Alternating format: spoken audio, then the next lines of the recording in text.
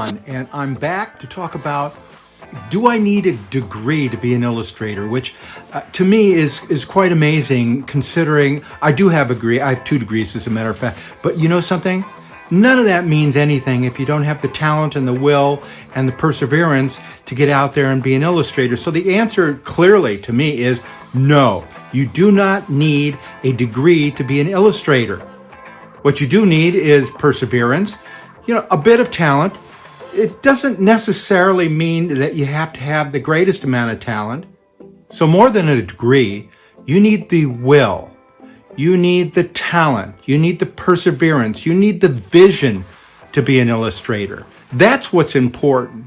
Degree is fine. It's nice to have, but it's not the end all be all. And let me give you a story that illustrates this completely. When I started Art Center, which actually I completed UCLA with my bachelor's, and I did Art Center directly afterwards. I started in the summer, right after I graduated UCLA. I met a guy from Texas, actually from Conroe, Texas. His name is Justin Carroll. He's one of the biggest illustrators there is now. But I met him the first day I was there, and I realized he was enormously talented. And how talented he was, I didn't really realize until a little later, when every day he seemed to be in another level of classwork. Until finally, I think he only went 1 or 2 semesters and he quit because he had already been working. He was already out there. He was an illustrator before he even came to school. He didn't need it. And when you have the talent, the perseverance, and the smarts, which he had, and his place now is called Hamagami Carroll.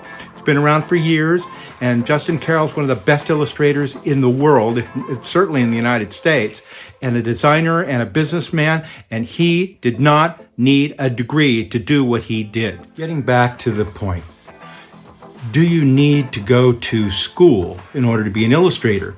The answer is no, as I've said before, but it would be a great idea to go through some of the best schools like Pratt or RISD, which is Rhode Island School of Design, Visual Arts in New York, Art Center, Cal Arts. Go through their scheduling, go through their classes, see if you can get a curriculum, and teach yourself. Make a schedule yourself of what you're going to do. You can get a lot of information online, but take a class, schedule yourself per day, how many hours you want to work on this. Give yourself portfolio projects so that you can build up your portfolio. You can teach yourself literally with what's online and what's around, and you can even get to other illustrators, other teachers, and ask them their advice. Tell them you're interested, you can't afford to go to school, you're not ready to go to school, or whatever the reason is, and try and interact with them and get as much information as you can on your own, and then practice, practice, practice. It's extremely important that you practice your craft.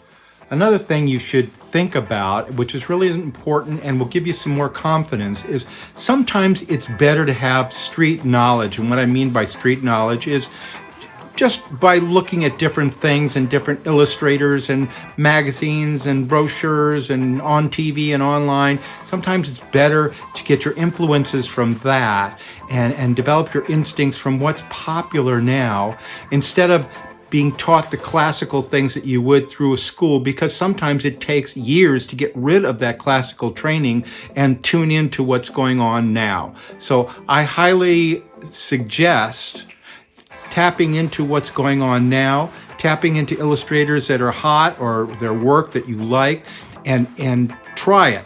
Try different styles. Do whatever you can to try and become different and unique. Okay, so I want to talk about the core of what's really important as an illustrator, as an artist, and that is to know anatomy. And you can get anatomy and study anatomy through books or online. You look at Michelangelo, you look at Da Vinci, you look at Albrecht Dürer, all kinds of artists that know their anatomy. And from anatomy, a lot of artists and illustrators draw out of their head, and they can draw in different turnarounds, meaning they can draw from the back, from the front, from the side, from up above, from down below.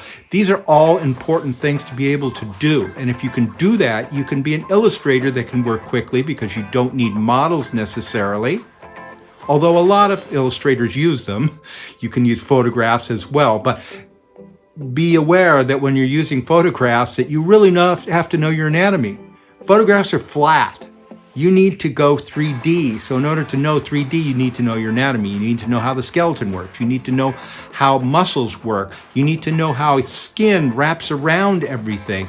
You need to study the way the skin folds when you blink your eyes or you make new faces like this.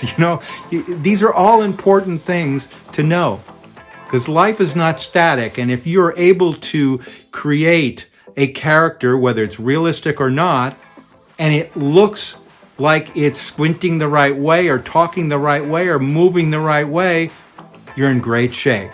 So I emphasize anatomy. Study it, do it, live it, be it. The last thing I wanted to talk about are rules. Are there rules? I always see these things online, the 7 rules to be able to become a great illustrator, or you see on Instagram, you can do these 10 things and you will be successful. I don't subscribe to that necessarily, and I've tried them. I've paid lots of money for different things to try and be the best of whatever I wanted to do. It doesn't necessarily work. So, are there rules? Well, there's certain rules. You have to have a portfolio, you have to have a website, you have to have certain things. But in terms of what type of illustrator you are, subject matter, the way that you render, the way that you use a pen or a pencil or digital, no rules. Discover stuff on your own. Do and be the most unique person you can possibly be. That's what's going to make you stand out from everybody else. Here's another point and person I want to talk about. A woman named Rhonda Vu, V-O-O, and I suggest you look at her work. She is completely unique. And I went to school with Rhonda. She was a little bit ahead of me, and she wore these ice cream shoes. And she had shoes with, ice cream scoops on them, and cherries and whipped cream and all that. And I used to think, who is this? She is so weird. But she was unique. And she took that uniqueness and made it happen for her so that now she's a successful illustrator. And I suggest you do the same for yourself.